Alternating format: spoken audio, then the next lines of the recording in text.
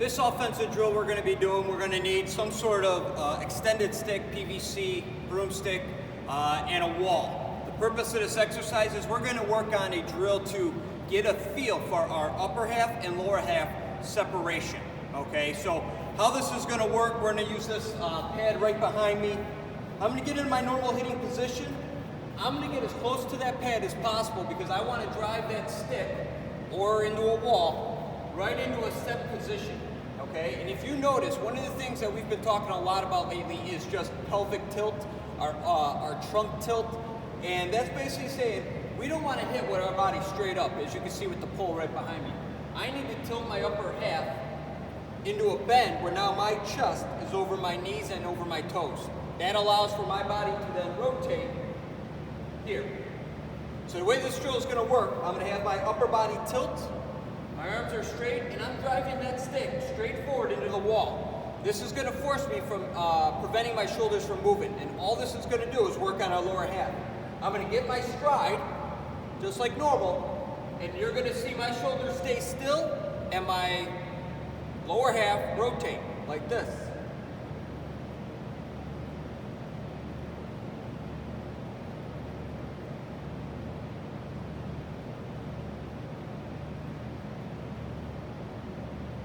Just like that, okay? And I'll give you another view forward without using the wall. You can see I'm holding this position, my shoulders are not moving, my lower half is. Here. If I hold this position, I'm gonna feel tension right here, all across my shoulders, that cross symmetry of my body for that rubber band effect, and I'm back. Here, and I'm back. It's a great exercise to start getting your the ability to move your body parts independently from each other, okay? When I'm going through this exercise, really make sure that when I go to stride, your front side drives your back side through, okay? Meaning if I go to pop my front hip, okay, you can see my back side's coming through. Our front leg acts almost as a brake. So the second I really drive and pop that front leg into my front hip, that back hip comes flying through even harder. It's just a part of the kinetic chain. Okay, I don't want to get into too much detail with that because I don't have an opportunity to be in front of you to really break it down even more. But just think they work together.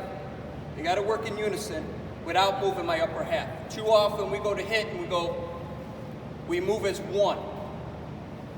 We don't want to do that. Here, boom. Okay, very similar to the pitching exercise we do at landing separation. Again, just for hitters.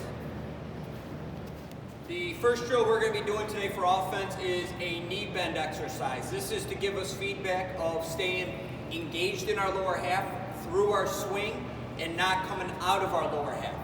So the way we're going to go about this, whether it's down the middle, outside, inside pitch, up high, down low, doesn't matter. You're going to go through your normal swing routine, but after we go to swing and after point of contact, I want to be able to drop my back knee to the ground and have a 90-degree bend on my front side, a 90-degree bend on my back side. What we don't want, and a very common issue, is coming up through the zone, being over our front side, being too narrow of a base. So if I go down like this, you can see my feet are way too close. I lost my 90-degree bends. Okay, so give you an example. I'm gonna start here,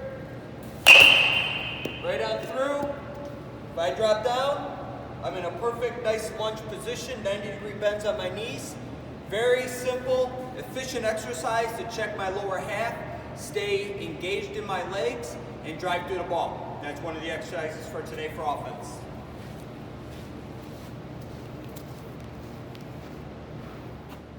The next offensive drill we're going to be working on is a two-part drill that we're going to need some sort of equipment, whether it's an extra tee, a chair, a pool noodle standing straight up, a parking cone, anything to give us some sort of feedback and focus to stay inside in order to work on hitting inside corner pitches.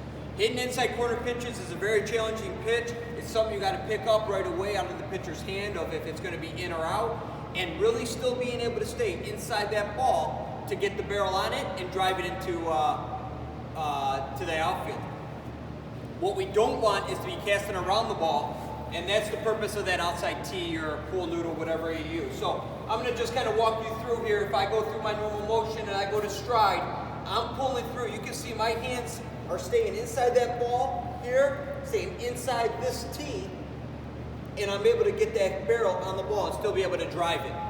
Okay, what we don't want is to be getting here, getting around, okay, where I hit that tee, and then if I do get to the point of the ball, I'm gonna be hooking it foul.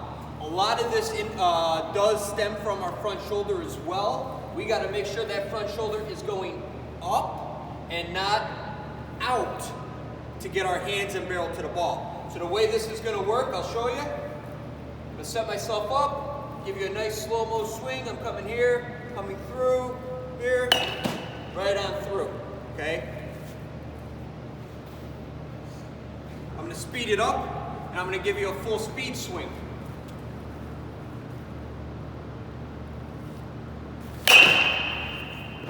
Okay?